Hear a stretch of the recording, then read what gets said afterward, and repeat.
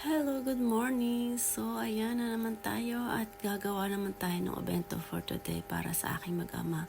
So, pagising ko sa umaga at ito po ang aking iniinom dahil hindi pa ako nagko-coffee.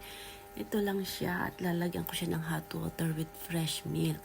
So, pwede rin siya na hot water lang kasi wala naman siyang lasa. Pero, mas nakasanayan ko kasi na may milk. Kaya, ayan. O, diba? So, lagyan natin ng fresh milk.